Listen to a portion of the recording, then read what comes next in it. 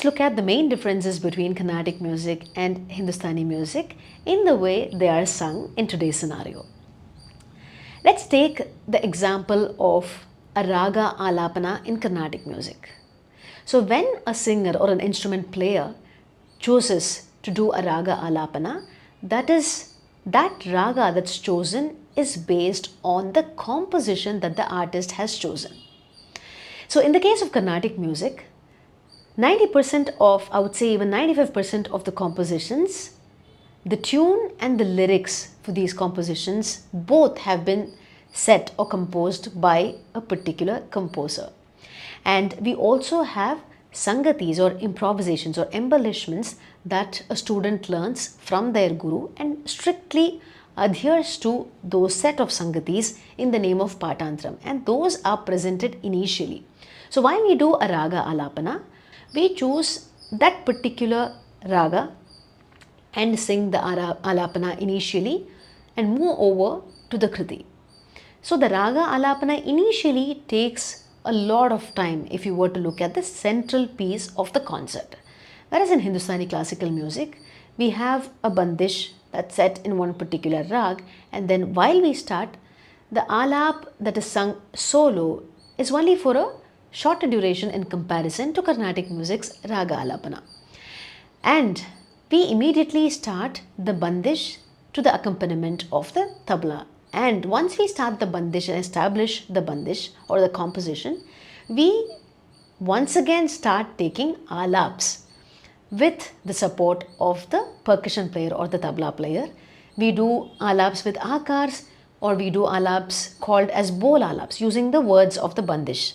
And that's how we do the improvisation, and this takes a larger chunk of time in Hindustani classical music in comparison to Carnatic music. Moving over to the next difference, let's look at the way talas are structured in both these forms of music. In Carnatic music, we have 7 different types of talas, and these have been derived from Desi and Marga talas.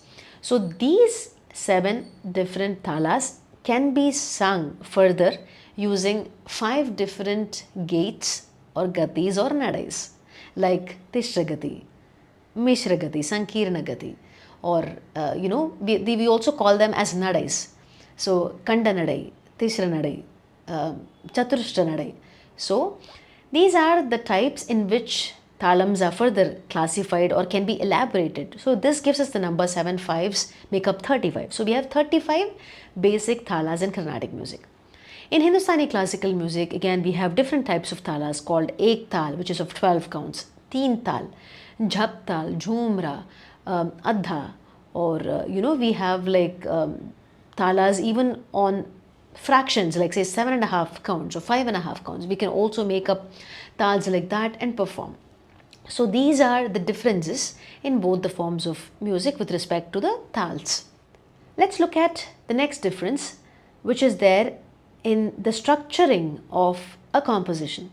In Carnatic music, we have ideally a pallavi followed by an anupallavi and a charanam or a couple of charanams, or pallavi followed by a bunch of charanams. We also have another case where there is a pallavi and just one particular charanam, which is unique to Muthuswami Dikshitar. Whereas in Hindustani classical music, we have something called the sthai followed by one antara usually, or a couple of antaras. So this would be the difference in the way compositions are structured in these two forms of music. Moving over to the next difference, let's look at how we approach a particular composition while we perform in both these forms of music. In Carnatic music, we start with a raga alapana, and then there is a kind of a tempo that is usually mostly followed across styles, across banis for a particular composition, and we kind of take the composition or the kriti in that particular tempo and do improvisation on top of that. Whereas in Hindustani classical music, we start with Ati Vilambit, which is extremely slow tempo, and you do the improvisations, then you gradually increase the tempo, once again do improvisations in that particular tempo or that particular speed, and then you further increase, and then you do a different kind of improvisation, say like sargams or thans in that particular speed, and then you shift to another tal, another bandish or another composition itself, maybe in the same speed or a different speed, or with a different count as well. Say for example, from an ek tal which is of 12 counts, you could also shift to a tal like teen tal which is of 16 counts at a different speed or a different lay as well. Whereas in Carnatic music, you take one composition, you sing that fully and do the improvisations on top of that, and throughout the improvisation structure, you kind of maintain the same tempo. You don't speed up exponentially or slow down as in the case of Hindustani classical music, where you're allowed to speed up exponentially. Say for example, if I were to start a Vilambit Ek Tal Bandish, I would probably begin at say 12 or 13 BPM. But when I finish this composition and move over to the Drit Bandish and finish that composition, I could probably be at 240 or 260 BPM. So you're allowed to exponentially increase the tempo as you do the improvisations in performances in today's scenario. Now let's look at how the emotions are being conveyed in these two forms of music, because in music the soul or the bhaav is extremely important. It's as important as your technicalities and rules and other structures that you're adhering to in the classical music art form. In Carnatic music, the composer has thought of a certain idea or a certain concept, and we are mere instruments. While we present the composition, we are fully conveying to the audience the idea or the thought process of the composer. So that is fully conveyed through the composition, because the composition is so lyrically rich and dense that while we sing it, we are just a mere instrument that we are conveying the idea and the thought process of the composer. Whereas in Hindustani classical music, the bandish is about 4-6 lines, and of course it has got a specific idea that's thought of by the composer and is conveyed. But beyond that or besides that, I think as artists, we also take in a lot of responsibility in conveying that particular emotion also with the improvisation that we do. That's also because a bandish takes maybe 40-50 seconds to completely sing and finish.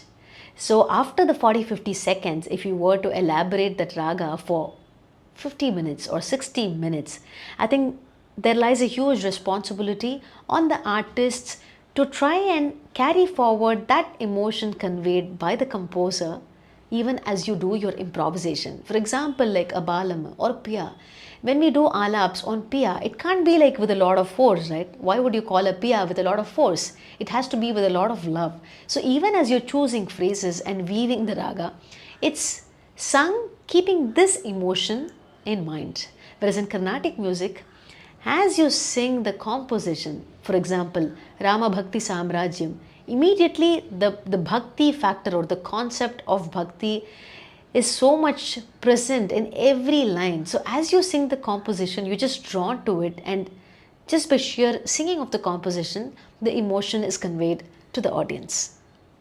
Hindustani classical music and Carnatic music have been practiced or have emerged from highly different regions. If you look at Carnatic music, predominantly practiced in the southern part of the country, Tamil Nadu, Karnataka, Andhra Pradesh, Telangana and Kerala. So the composers have also lived here, and the languages that they have used in composing the compositions are once again Telugu, Sanskrit, Tamil, Kannada and compositions in Malayalam. Whereas if you look at Hindustani classical music, you can find Hindustani classical music ranging from, of course, up north to extending over Rajasthan, Maharashtra, Madhya Pradesh, and going over to, Bengal, Assam, and all of these regions. So the compositions are also based on all these languages, predominantly in Rajbhasha, Hindi, Marathi. Of course, you have forms such as abhangs and Natya Sangeet in Marathi exclusively, and you also have influences of Urdu and Bengali as well. So you can find compositions in all these different languages. Moving over to the last difference, the instruments used in Carnatic music and Hindustani music are highly different, and it's really interesting to see the variety in the instruments that are being used to play Indian classical music art form based on the types. In Carnatic music, besides the vocalist, of course, which is the common point in both these art forms, usually it's sung to the accompaniment of a violin, a mridangam, ghatam, kanjira, and a morsing. Of course, you have solo concerts being performed by, nadaswaram, violin, veena as well, and of course, like a chitra veena, variants of them. So these are the instruments that are used in Carnatic music. In Hindustani classical music, a vocalist sings to the accompaniment of tabla artist, a harmonium player, and sometimes a sarangi or a violin player as well.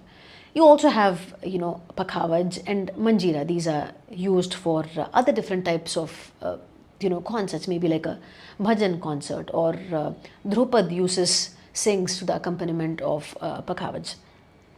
But if you look at solo concerts, it's very interesting to see different instruments that are being used so prominently in presenting solo instrumental Hindustani classical concerts. For instance, sarod, then santur, sitar, sarangi, and you also have solo harmonium concerts and then solo tabla concerts as well. So these are very, very unique to these two forms of classical music, and all these differences make each of these classical music art forms extremely rich and interesting to learn and practice and perform.